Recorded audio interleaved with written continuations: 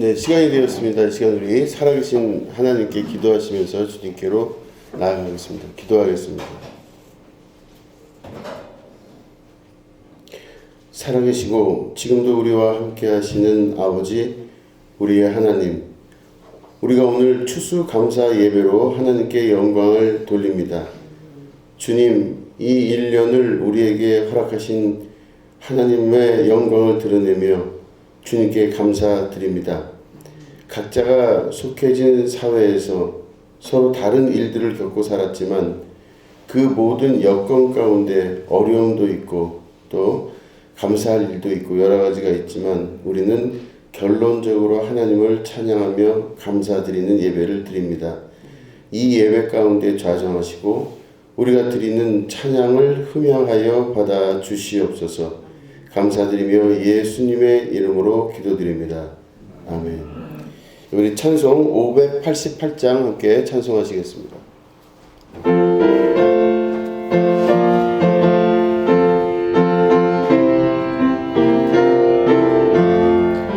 공중나는 새를 보라 농사하지 않으며 곡식모아 곳간 안에 들인 것이 없어도 세상 주관하는 주님 새를 먹여주시니 너희 먹일 것을 위해 근심할 것 무엇냐.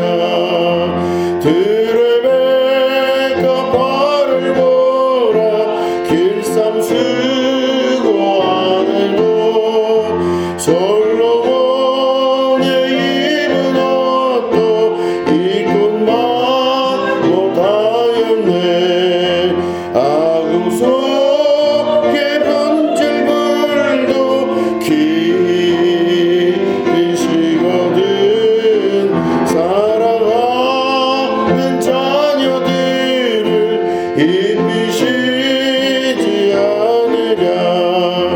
너희들은 세상에서 무엇 먹고 마시며 무슨 옷을 입고 살까 염려하지 말아라. 이는 이방 사람들이 간구하는 것이요 너희 하늘 아버지는 너희 쓸 것 아신가. 너는 먼저 주의 나라 그의 의를 구하면 하나님이 모든 것을 너희에게 주시니. 내일 일을 위하여서 아무 염려 말지니 나의 염려되는 오늘 고생 족하다. 아멘. 드려진 예물을 위해서 기도하겠습니다.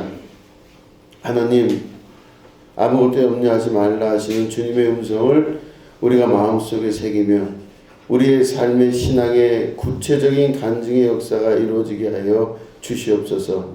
이 예물 드립니다.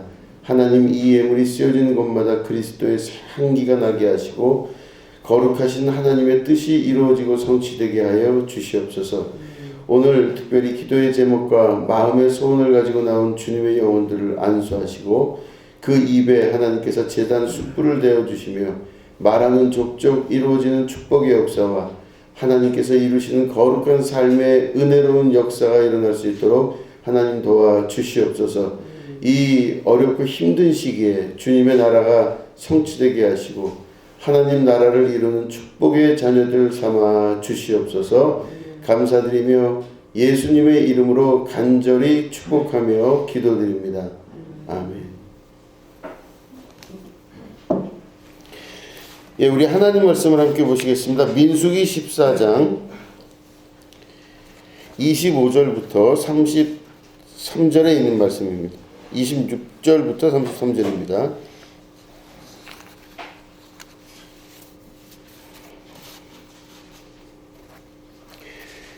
예, 민수기 14장 26절부터 33절을 우리 교독하도록 하겠습니다.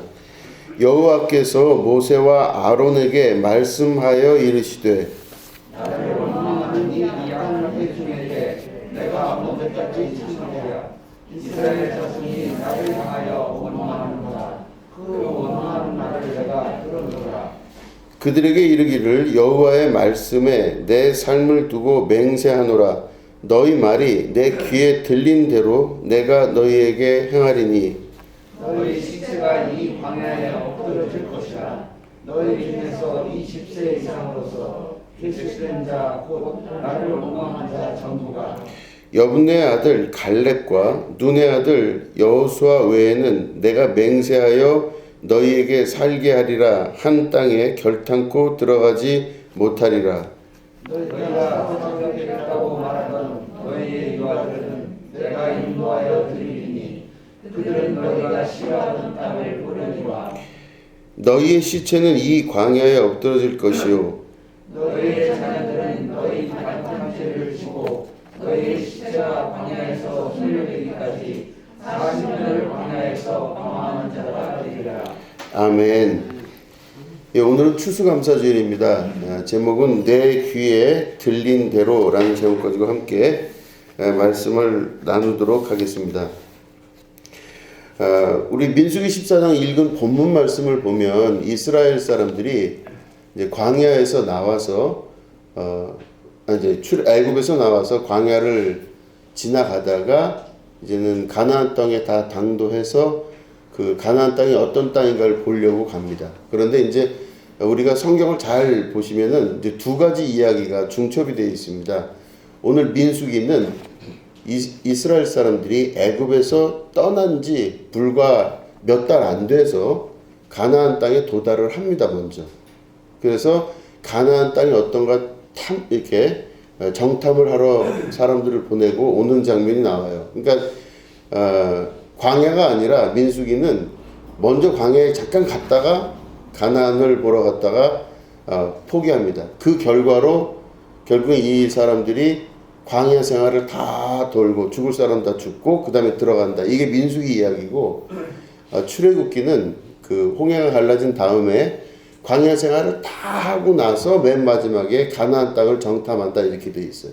그러니까 뭐 이제 두 이야기 중에 어떤 것이 맞다라고는 정확히 아직은 구별을 할 수가 없습니다. 근데 중요한 건 민수기에서 나오는 가나안 땅은 애굽에서 나온 지 얼마 안 돼서 정탐하러 간 거고 출애굽기에 나오는 가나안 땅은 나온 다음에 꽤 오랜 시간을 걸려서 있다가 이제 그 가나안 땅을 들어가게 되는 이야기입니다.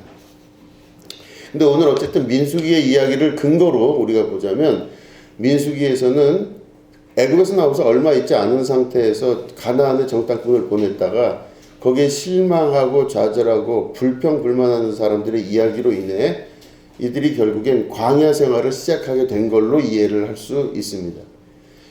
근데 보시면은 하나님께서 오늘 말씀하시기를 뭐라고 말씀하시냐면 28절에 그랬죠. 내 삶을 두고 맹세하노라. 너희 말이 내 귀에 들린 대로 내가 너희에게 행하리니 이렇게 말씀하고 있습니다. 이 말씀을 우리가 잘 해석해야 됩니다. 왜냐하면 너희 말이 내 귀에 들린 그대로 내가 행할 것이다 이렇게 말씀을 하셨습니다. 뭐 이유야 있죠. 이스라엘 사람들이 불평불만을 가진 그 이야기를 하나님 앞에 막 또 모세와 아론 앞에서 막 떠들어댑니다. 우리 지금 민수기 14장 읽으셨는데 1절부터 한번 다시 한번 읽겠습니다.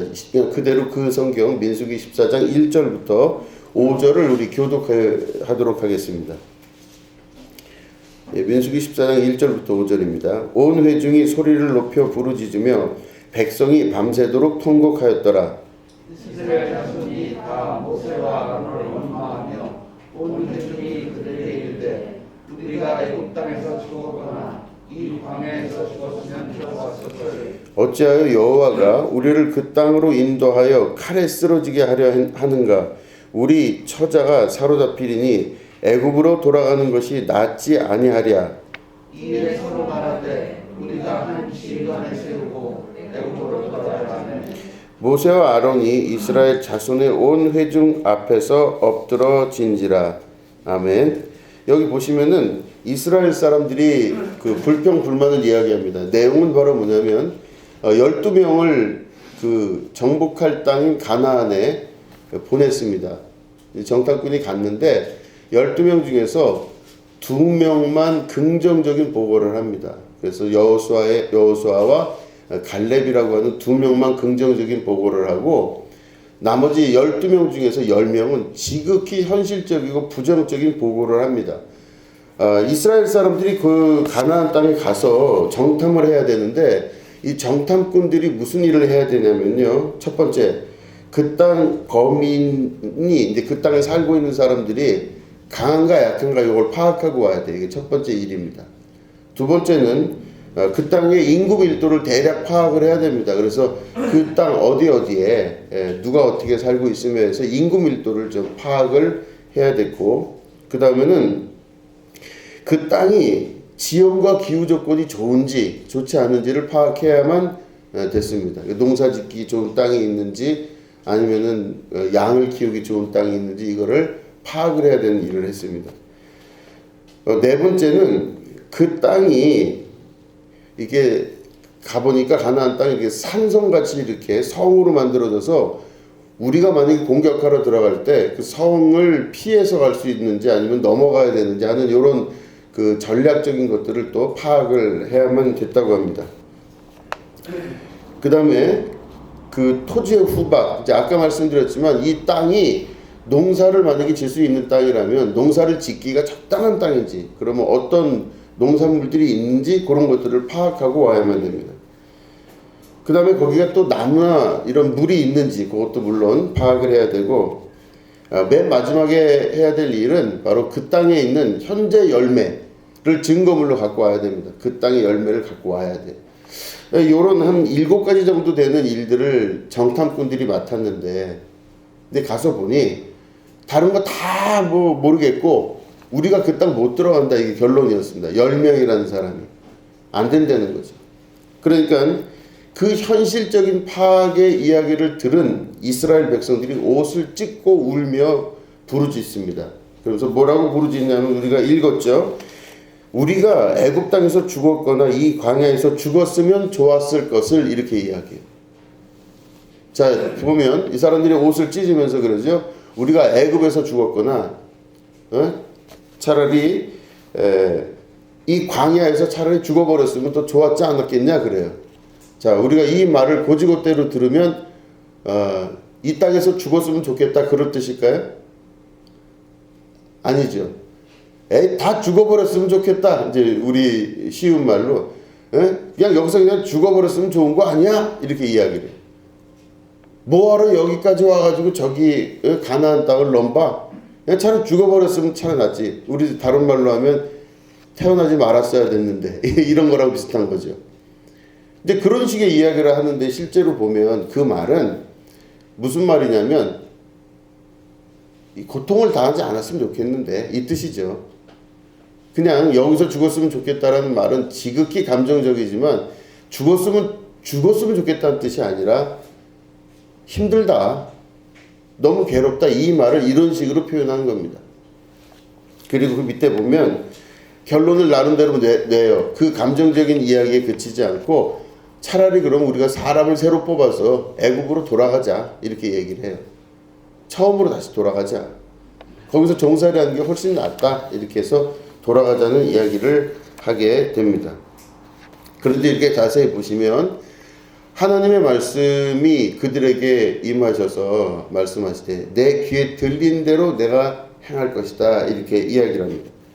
자, 보시면은 내용을 자세히 살펴보시면은 그들이 관찰하고 평가 그리고 그걸로 인해서 보고를 이렇게 했는데, 그 보고 낸 대로 하자면은 만약에 그들이 12명 중에서 10명이 현실적인 걸 잘 파악해서 보고를 했어요.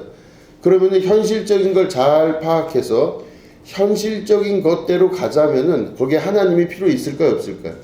없어져요. 어차피 다 현실 파악 잘 했는데 뭐하러 거기에 하나님이 개입을 하셔요? 그렇지 않습니까? 이게 될 일이고 안 될 일이고를 사람들이 다 파악했어요. 이거는 하나님께 묻지도 않아도 되는 얘기예요. 하나님 오늘 밥을 뭘 먹을까요? 라고 하는 간단한 질문 정도, 뭐 그 정도밖에는 별 의미가 없는, 그렇기 때문에 현실 파악을 똑똑하게 전문가적 입장에서 잘했다고 하면은 거기에는 하나님이 들어가실 이유가 없어요. 그래서 사람들이 많은 경우에 보면은 현실적이고 너무나 과학적으로 세상을 잘 판단을 해요. 그럼 판단이 점점점 판단이 분명하다고 믿음이 갈수록 거기 그 사람에게는 하나님이라는 존재가 점점 사라져가요. 실제로 그렇기도 하고. 그죠? 그러니까 10명의 현실적으로 똑똑한 사람들을 보냈는데 이 똑똑한 그 뽑힌 사람들이 가서 과학적이고 또 체계적으로 보니 거기는 우리가 갈 땅이 아닙니다. 그러면 끝난 거죠.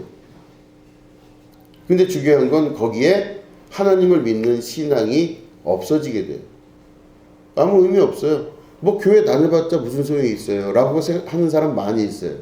제 주변에도 교회 뭐하러 다녀요? 교회 예배를 뭐하러 드립니까? 꼭 교회 간다고 복을 받습니까? 교회 간다고 뭐가 어떻게 됩니까? 그래서 제 주변에도 그런 얘기를 하는 사람들이 많이 있어요. 그 왜 그러냐? 자기의 눈이 12명 중에서 10명의 눈으로 있기 때문에 그래요. 현실적으로 교회를 다닐 이유가 없죠. 뭐하러 시간 뺏기고 돈 뺏기고 여러 가지 뺏기면서 교회를 왜 다니냐? 그러면은 현실적으로 이야기할 때는 아무런 도움이 안 돼요. 이게 무슨 도움이 되겠습니까? 현실적인 사람들 앞에서는 하나님도 도움이 필요가 없어요. 못 갈 땅을 갖고 못 간다고 얘기하고 잘 분석해서 얘기하는 건데 뭐하러 그거에 대해서 왈가불가 하십니까? 이렇게 되는 거죠. 자, 첫 번째, 하나님이 없어져요. 현실적인 사람들의 이야기를 들으려면 굳이 거기에 개입할 이유도 없고 또 특별히 이거는 성경에 기록될 이유도 없는 이야기예요. 그렇죠? 자, 그러면 그렇지가 않다는 걸 우리는 알기 때문에 이 말씀을 다시 역으로 돌려보는 겁니다.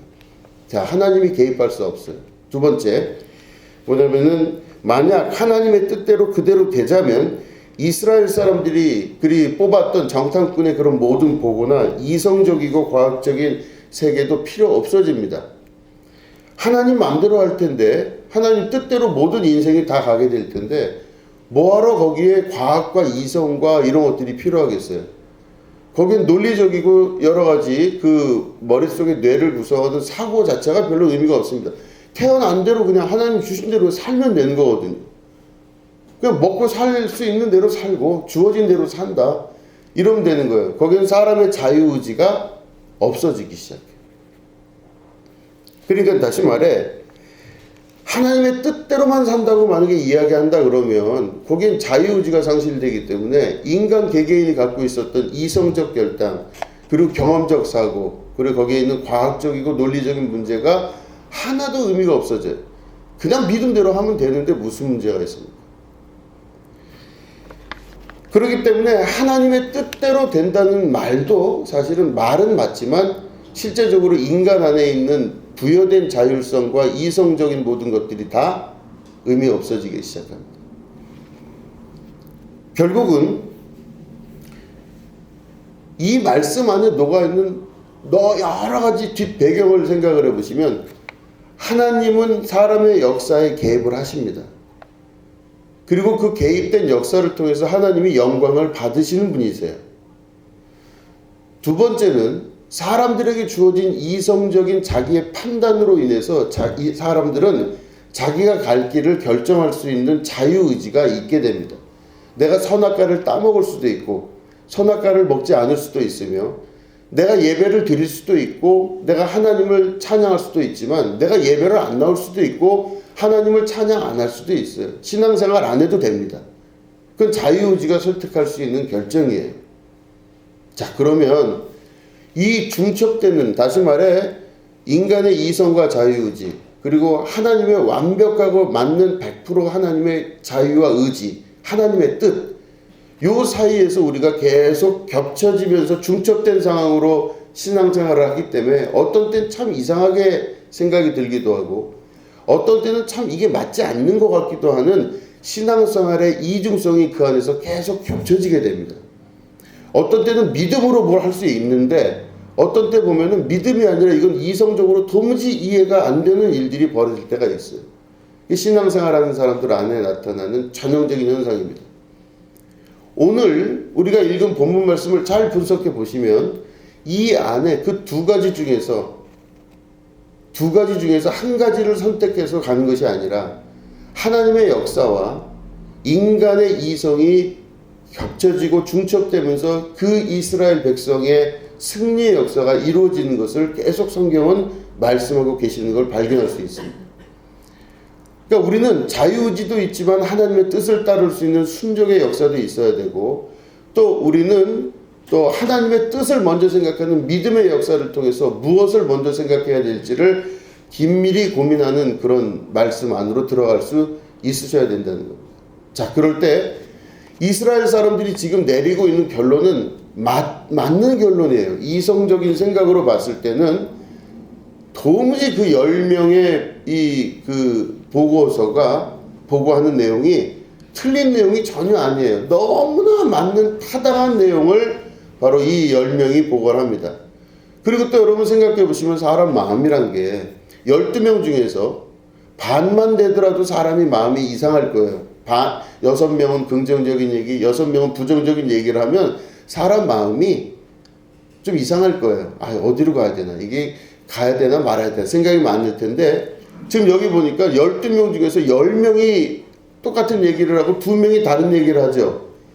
그럼 사람 심리가 어떠냐면요. 많이 이야기하는, 많은 사람이 이야기하는 쪽으로 점점 마음이 자꾸 쏠려가게 돼 있어요. 아니, 내 옆에 보니까 이 사람도 그 말하고 저 사람도 그 말하고 이 사람도 그 말하고 저 사람도 그 말하면요. 이 모든 사람들의 이야기 중에 많은 사람들이 하는 이야기가 맞는 듯 보이게 되는 것입니다. 이 12명 안에 10명이 부정적인 결과를 냈다고 하는 것은 우리가 살고 있는 이 세계 안에서도 거의 이 비율이 비슷할 거라는 말씀을 은유적으로 말씀하고 계시는 겁니다. 여러분 주변에 있는 사람들 중에 여러분 신앙에 관해서 혹은 믿음에 관해서 이야기하는 많은 부분들이 있을 텐데 그 중에 12명 중에서 10명은 여러분들에게 현실적인 이야기를 할 겁니다. 이성적이고 현실적이고 그런 얘기를 분명히 하지만 나머지 2명은 전혀 다른 이야기를 할 거예요. 그런데 사람 마음이 어느 순간 10명한테 마음이 쏠리고 10명한테 마음이 갑니다. 이게 아주 자연적인 결과라고 볼 수 있어요. 그러니까 이스라엘 사람들이 자기 옷을 찢으면서 차라리 애굽에서 죽었거나 이 광야에서 그냥 죽었으면 그냥 좋았을 걸. 뭐하러 여기까지 와서 정탐까지 해고 와가지고 안 되는 일을 하게 하느냐 하면서 막 분노하고 울고불고 하는 겁니다. 이 편에서 볼 때는 그 사람들이 이해가 될 법한 그 상황이라 볼 수 있죠. 그런데 하나님께서는 그래서 이들을 어떻게 가나안까지 이끌며 또한 이들을 통하여서 이스라엘이라고 하는 구원의 역사를 어떻게 이룰까, 이 부분에 대해서 하나님의 반응이 굉장히 중요했습니다. 하나님이시라면 어떻게 하셨어야 될까요? 막 이들의 자유의지와 이성을 막 짐 뭉개면서 니들이 자유롭게 될 필요 없어. 내 마음대로 할 거야. 자, 끌고 와. 그래서 이 사람들을 딱 붙들고 끌고 와서 저들에게 막 전쟁의 하나님의 그 역사를 보여주고 힘을 보여주고 승리하게 하면은 모든 게 깨끗하게 정리가 될 텐데 하나님이 고심을 많이 하셨을 것 같아요. 어떻게 반응할까? 그러니까 하나님의 반응은 이 출애굽 사건을 통하여서 바로 가나안 땅 정탐 사건을 통하여서 일목요연하게 한 가지 반응으로 계속 반응하십니다. 뭐라고 반응하시냐면 내 귀에 들린 그대로 내가 시행을 하겠다. 여러분 이렇게 되면 어떤 일이 벌어지냐면 인간의 자유의지가 인정이 되는 겁니다. 그래? 네가 선택한 대로 내가 하겠다라고 하는 거죠. 두 번째, 하나님이 그 인간들의 역사에 개입을 한다는 겁니다. 그죠? 다시 말해 네가 그렇게 말했으니 내가 그대로 해주겠다 하는 역사가 그대로 이루어지게 되는 것입니다. 그러니까 다시 말해 첫 번째 말씀드린 인간의 자유의지가 막 이렇게 발동을 해서 하나님이 개입할 수 없는 경우, 그 12명 중에 10명의 경우가 결론이 되질 않고, 이 2명의 경우, 예를 들어서 하나님을 절대적으로 믿고 의지하고 신뢰해야 된다라고 하는 부분에만 그쳐지는 게 아니라, 하나님이 내 귀에 들린 대로라는 말씀은 10명과 2명을 합해 놓을 수 있는, 모든 사람들이 이스라엘의 전체가 구원받을 수 있는 길로 갈 수 있는 최대한의 방법을 말씀하신 겁니다. 너희들이 말하는 그대로, 내 귀에 들린 대로 내가 그대로 행하겠다. 하나님은 행하시고 이스라엘은 결정하여 보고하는 겁니다. 둘 다를 영적인 것과 이성적인 것들이 합해지는 상황을 말씀하고 계시는 것이죠. 자, 그런데 중요한 건 이 내 귀에 들린 대로가 나중에 내려오면요, 신약으로 내려오면 내 귀에 들린 대로가 아니라 내 입에 시인한 대로 내가 이루리라, 그렇게 바뀌어요. 근데 원래는 어디서 나왔냐면 네가 말하는 대로, 내 입에 시인한 대로 그대로 될 거다. 이게 원래는 어디서 나왔냐면 내 귀에 들리는 대로 내가 하겠다, 이거예요.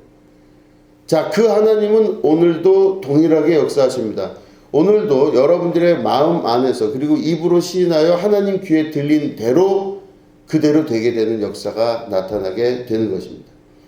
이스라엘 사람들은 지금 뭐라고 이야기하냐면 광야에서 죽었거나 애굽에서 죽었으면 좋았을 거를 이렇게 이야기해요. 그러니까 다시 말해, 너희들이 말한 그대로 들은 대로 내가 시행하겠다 해서 그 불평불만을 가졌던 사람들, 광야에서 죽었으면 좋았겠고 애굽에서 죽었으면 좋았을 것을 이 말한 사람들이 그대로 그게 이루어집니다. 그래서 광야에서 가나안 땅에 한 명도 들어가지 못하고 다 죽어버립니다. 그러면서 뭐라고 이야기하냐면 이 사람들이 불평불만 중에 여기서 난 아이들이 불쌍하다는 거예요. 여기서 난 아이들마저도 광야나 애굽에서 죽어버렸으면 좋았을 거를 여기 와가지고 이렇게 됐다. 그 아이들은 어떤 말도 하지 않고 어떤 것도 하지 않았어요.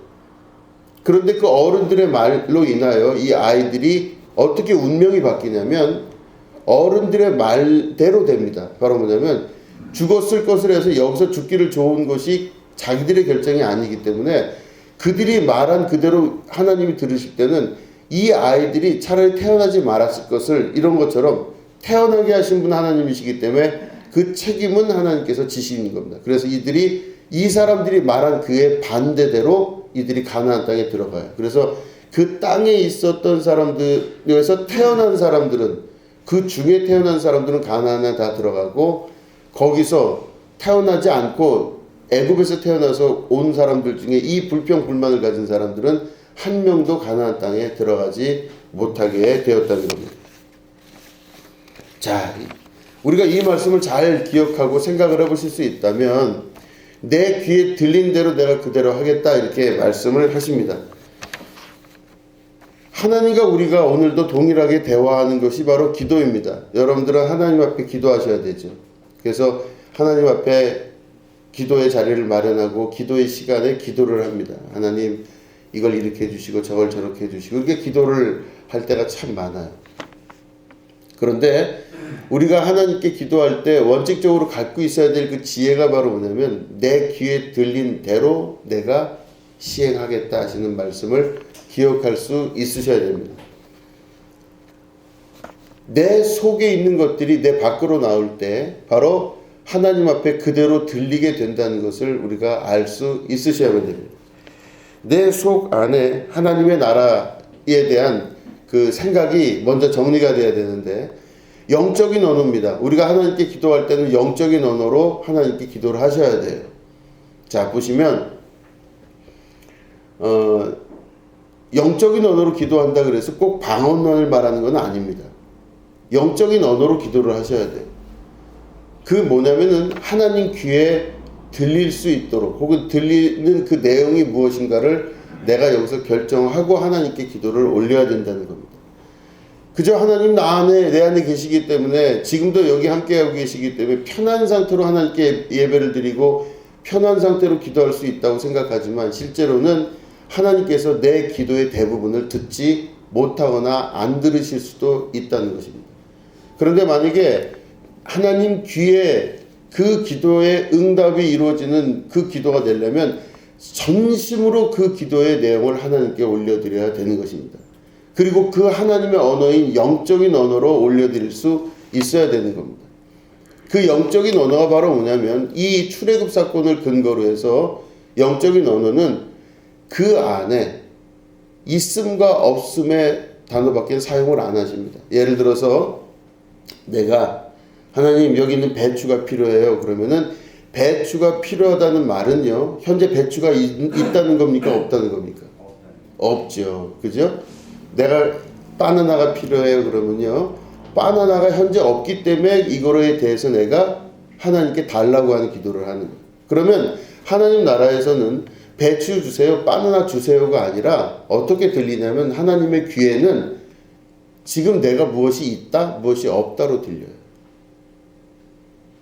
무엇이 있다, 무엇이 없다. 내가 구할 것이 너무너무 많아요. 그러면 어떻게 들리냐면 하나님께서 들으실 때는 없다로 들리시는 이것도 없고 저것도 없고 이것도 없고 저것도 없고 이것도 안 되고 저것도 안 되고 이거 이렇게. 그러니까 하나님의 나라에서는 없는 걸로 부정적인 걸로 들리기 시작합니다. 그런데 내가 만약에 하나님 앞에 감사를 하면요. 하나님 앞에 있는 걸로 들려요. 내가 이것도 있고 저것도 있고 감사합니다. 하나님 내가 오늘은 배추도 있고 바나나도 있습니다. 하나님 오늘 우리 교회 보니까 포도도 있고 샤인머스켓도 있고 귤도 있고 석류도 있고 많이 있습니다. 얼마나 감사한지 모릅니다. 그러면 하나님께서 들으실 때는 샤인머스켓, 배추, 바나나보다 더 중요한 게 있다라고 하는 게 들리신다는 거예요. 그러면 자 우리가 이 말씀을 잘 분석해 보시면 있는 자는 어떻게 된다 그랬죠? 더 가지게 되고 없는 자는 그 있는 것마저도 빼앗기게 되리라 그렇게 말씀하셨죠 예수님이. 이게 얼마나 이게 서운한 말씀이세요. 아니 그렇게 말씀하시면 어떻게 해요? 있는 자는 점점점 더 있게 되고 없는 사람은 그 있는 것마저도 빼앗겨서 점점점 더 없어지게 된다는 거죠. 이 비밀에 대해서 우리가 알 수 있다면은 여러분들이 무언가를 갖고 있으면요 갖고 있는 건 계속 더 늘어나게 돼 있고 없는 건 계속 없어지게 될 수밖에 없다라는 겁니다. 이게 영적인 원리예요. 왜 그러냐면은 하나님께서 그 들으실 때 내 귀에 들리는 대로 내가 하겠다 하셨는데 하나님의 언어는 바로 뭐라고요? 하나님의 언어는 있다 없다로 판단을 하시요. 내가 뭔가를 많이 구하면 그 사람은 없기 때문에 구하는 거예요. 근데 하나님 내가 이게 있습니다. 이게 있습니다. 그러면 그 사람은 있기 때문에 그렇게 기도를 드리는 겁니다. 감사는 어디서 나오느냐? 없음에서 나오는 게 아니라 있음을 아는 거에서 나옵니다. 하나님 나는 이것도 있고 이것도 있고 너무 감사해요. 그럼 있기 때문에 더 그게 늘어나기 시작합니다. 이것도 있고 저것도 있고 이것도 있고 저것도 있고 얼마나 감사한지 몰라요. 근데요 없음이 시작되면요 그 없음은 계속해서 없음이 더 늘어납니다. 내가 이것도 구해서 받았는데 또 있어야 돼요. 또 이것도 필요하고 이것도 필요하고 이것도 필요하고. 그러니까 인생 전체가 다 없음의 역사로 나타나게 되면 감사의 조건이 될 수가 없어요. 갈수록 그 사람은 감사하는 게 아니라 구할 게 갈수록 더 많아지는 것뿐입니다. 이걸 다른 말로 하면 목마른 거죠. 오늘 이만큼 물을 마셔서 내가 충분히 목이 축여졌는데 내일 되니까 또 목말라요.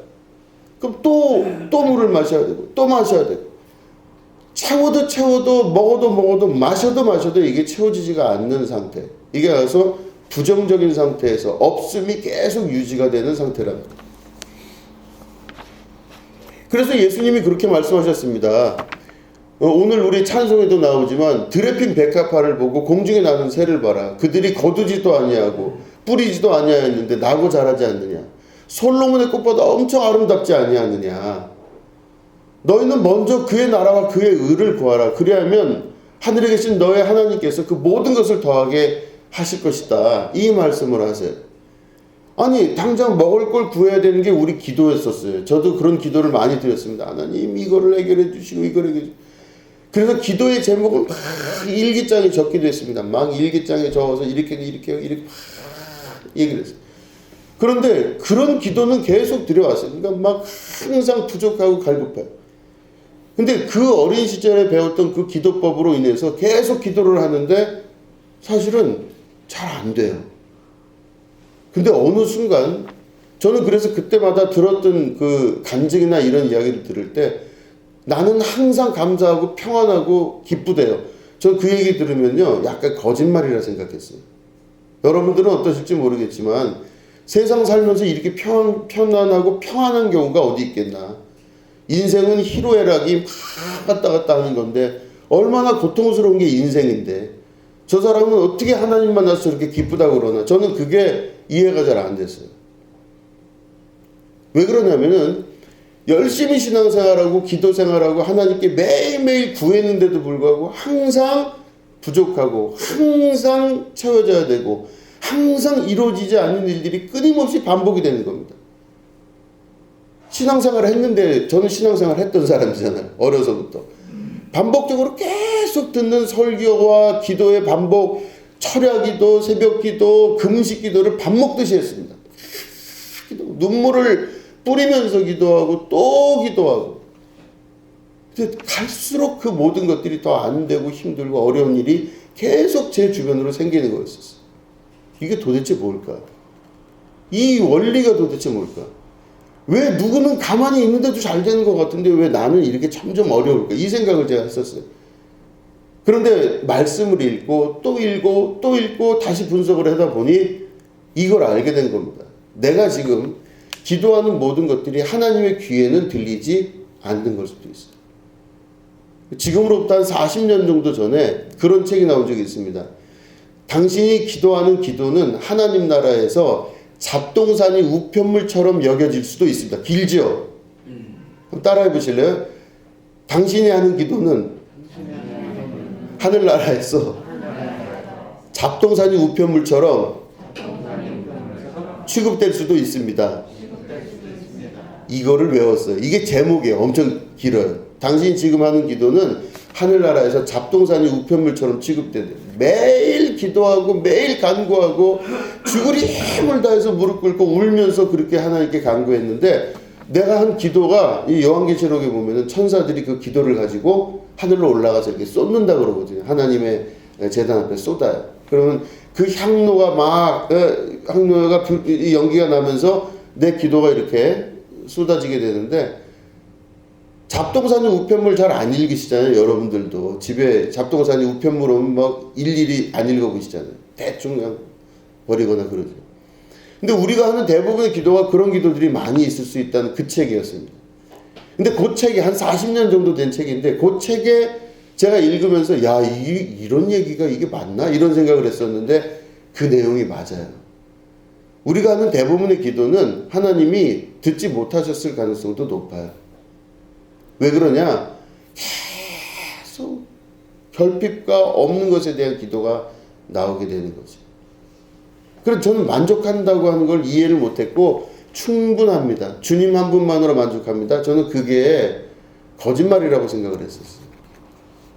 근데 신앙생활을 하면서 제 입에서 그런 이 고백이 나오게 된 게 그다지 오래되지가 않았어요. 하나님 감사합니다. 하나님 감사합니다. 저는 오늘 너무 감사합니다. 저는 너무 감사한 게 아침에 제가 나오면서 빵을 이만한 걸 먹었는데 너무 맛있는 빵을 먹었어요. 얼마나 감사한지 몰라요. 샤워를 하고 나오는데 새벽에 샤워를 막 하잖아요. 샤워를 하는데 뜨거운 물이 나오는 샤워를 했어요. 여러분들은 뜨거운 물로 샤워하셨나요? 바보 같아요? 뜨거운 물이 나오는 샤워를 했습니다. 그리고 차를 운전할 수 있는 운전면허가 저한테 있고 또 차가 있어요. 그리고 와서 보니 귀히 세워주신 교회가 있고 또 사랑하는 여러분들을 만나게 됐어요. 얼마나 많고 감사한지 모릅니다. 참 감사할 일이 한두 가지가 아닙니다. 하나님 나는 오늘 이게 있었어요. 너무 감사해요. 이 감사가 저는 아무렇지도 않은 것 같지만 진짜 감사라고 할 수 있습니다. 꼭 무언가를 경험해봐서 그게 감사되는 게 아니라 진짜 그거에 대해서 생각할수록 감사할 수 있어야만 됩니다. 그래도 하나님 오늘 제가 멀쩡하게 입는 게 참 감사합니다. 아까 말씀드린 대로 뜨거운 물 같은 경우는 저는 처음에 목회를 나갔을 때 거기에 이제 이렇게 닭장집이라고 그랬어요. 닭장집인데 뜨거운 물이 안 나와요. 그 뜨거운 물을 가끔 가스레인지에서 끓여서 갖고 와야 돼요.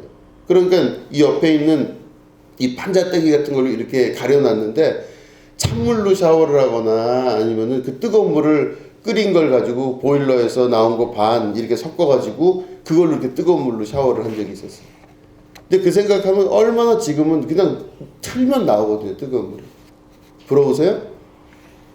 그럼 저희 집에 오시든가요. 하여튼 틀면 막 뜨거운 물이 나와요. 그걸로 이렇게 샤워를 했습니다. 또 샤워할 때 샴푸도 있어요, 저는. 그죠? 샴푸도 있고, 여러 벌 부여롭게 쌓아놓은 수건도 있어요. 아무렇지도 않은 것 같지만 실제로는 그런 것들이 얼마나 큰 감사하고 기쁨인지 모른다는 겁니다. 진짜 감사할 일인데 우리는 그거를 당연하다고 여기고 없는 거를 자꾸 생각을 할 때가 많습니다. 감사가 있기 시작하면서요, 그 사람 안에는 하나님께서 감사의 조건이 있으면 있는 거를 더 채워주시는 게 하나님 뜻입니다. 네가 있구나. 그러니까 있는 대로 더 있게 되는 겁니다. 자라납니다, 이게. 그렇지만 없는 사람은 또 없는 대로 없는 게 자라나요. 이것도 없고 저것도 없으면요, 계속 없어야죠. 그러니까 그 사람이 하나님 귀에 들릴 때는요, 그 사람 하는 말이 계속 없는 게 좋으니까 없는 걸 얘기를 하는 거예요. 그러면 없는 건 계속 없게 해야 돼요. 그 사람이야 매번 없기 때문에 없는 걸 기도하겠죠. 이것도 없고 이것도 없으니까 이걸 달라, 이걸 달라, 이걸 달라 하겠지만 무엇을 먹을까 마실까 입을까 걱정하지 말라. 예수님 말씀하시기를 이는 하늘에 계신 천국에서 다 아시는 거고 이는 이방인들도 다 하는 기도 아니냐. 네 이스라엘 말고 저쪽에 이방선 신상을 섬기는 사람들이나 모든 종교들이 다 그렇게 기도하지 않냐. 이게 없다 이게 없다 그래서 이걸 달라 저걸 달라 기도하지 않느냐. 그런데 너희들 생각해봐라. 먼저 그의 나라와 그의 의를 구하면 나머지 걸 주신다 그러지 않았냐. 먼저 그의 나라와 그의 의가 바로 뭐냐면요, 절대적 긍정입니다. 그죠? 하나님 나라에는 부정이 없잖아요. 천국 하나님 나라에는요, 빛밖에 없어요. 어둠이 없습니다. 하나님의 나라에는 초긍정만 있을 뿐이지 부정이 없습니다. 안 돼요, 아니에요, 없어요, 괴로워요, 이런 게 없다고 우리는 알고 있잖아요. 그죠? 저 천국에는 영원한 기쁨만 있고 감사와 찬양만 있다고 되어 있습니다. 근데 천국을 사는 사람들은요, 그래서 부정이 없어요. 천국은 바로 어떤 곳이냐면 긍정이 초긍정이 되면서 완벽하게 감사로 채워지는 게 하나님의 나라예요. 여러분들 마음 안에 이미 하나님 나라가 임하셨다고 예수님 말씀하셨는데 그 말은 이 뿌린 씨앗, 이 천국 작은 씨앗이 점점 크게 자라나게 된다는 뜻이에요.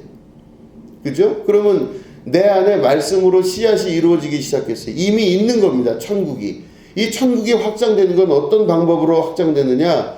있는 걸로 인해서 계속 있는 게 확장돼요. 계속 점점 있어지기 시작해요. 얼마나 아름답고 귀한지 알 수가 없는 것입니다. 점점 있게 돼요. 더 있게 되고 더 있게 되고 더 감사하고 또 감사하게 돼요. 감사할 일이 생기면 감사가 또 감사가 되고 또 감사가 또 감사가 돼요. 얼마나 감사한지 몰라요.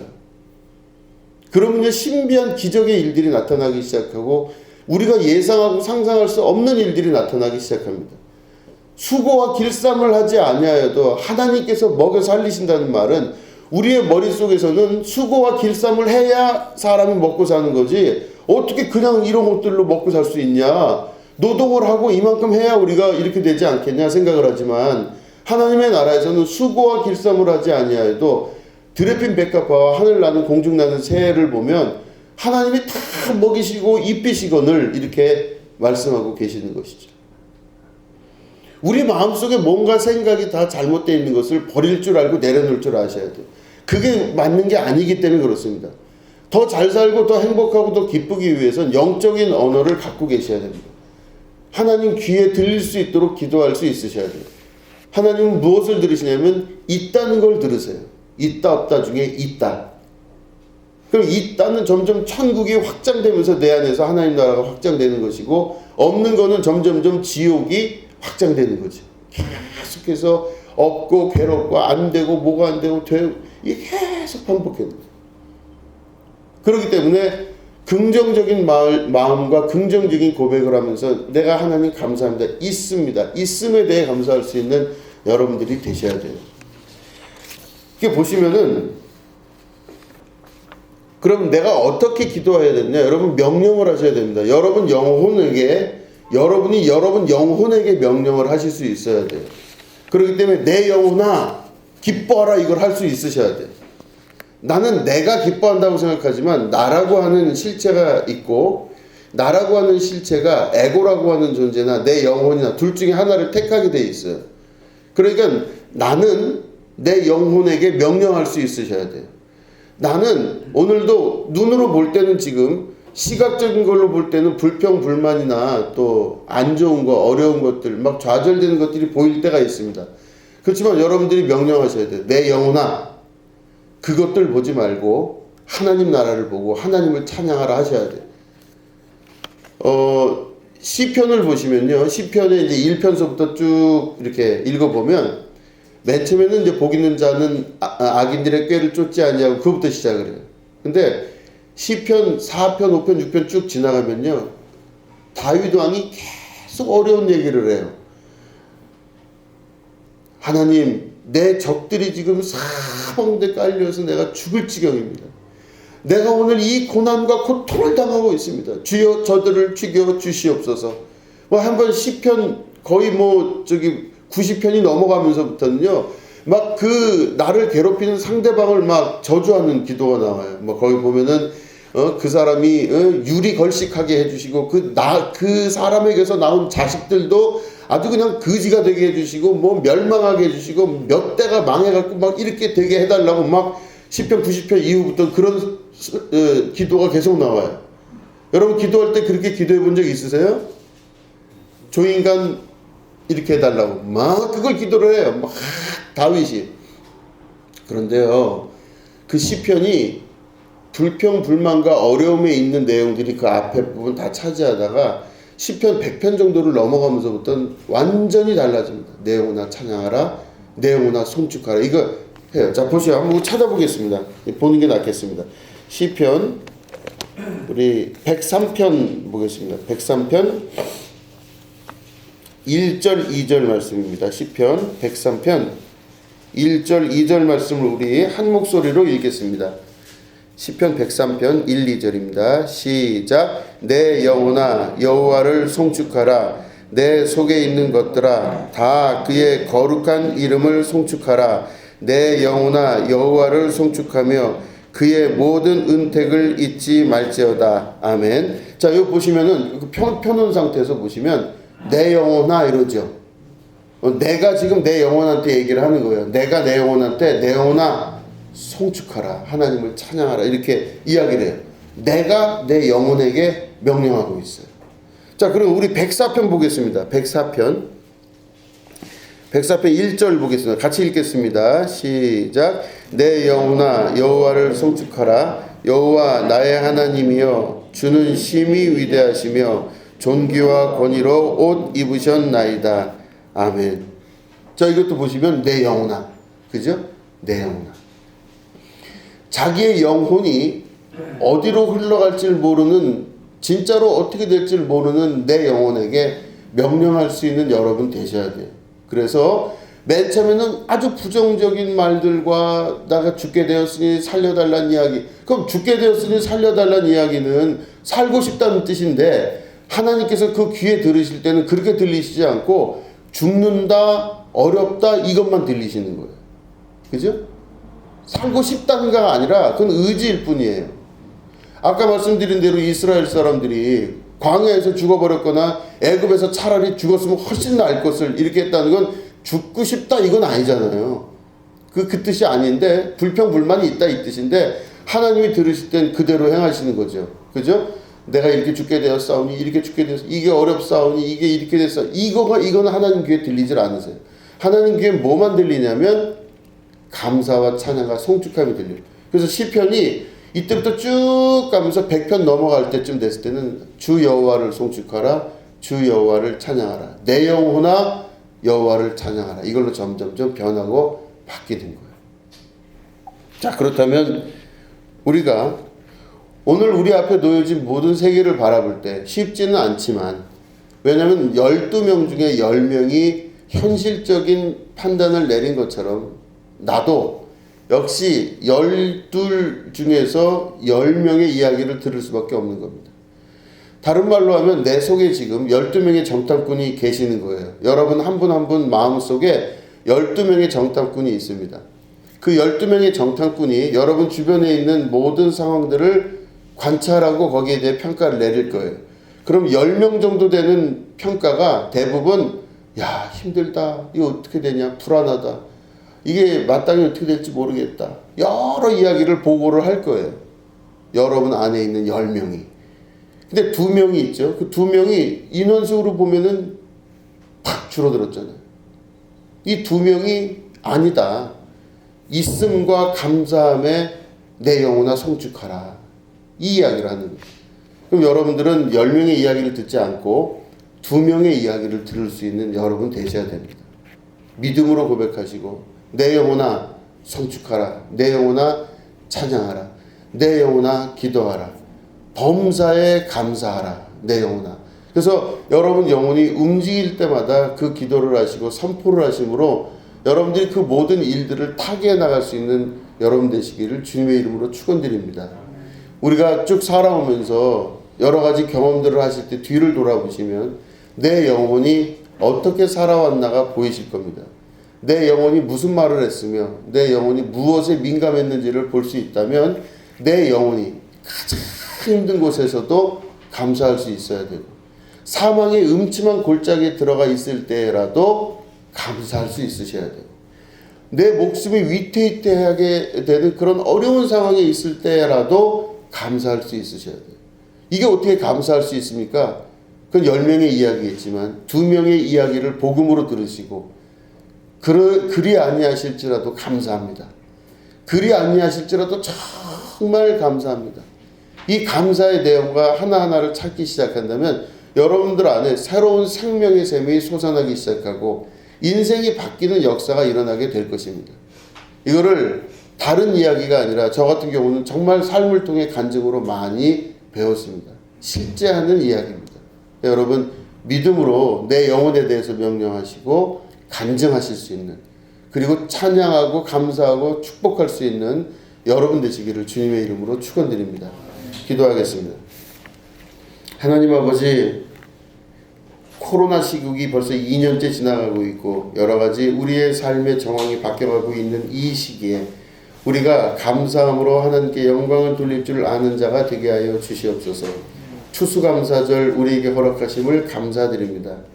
하나님, 이 귀한 예배 가운데 우리의 주님 영광 홀로 받으시며 우리가 이렇게 충분하고 충만한 기쁨을 누리게 하신 주님, 우리에게 더 큰 기쁨으로 함께하여 주시옵소서.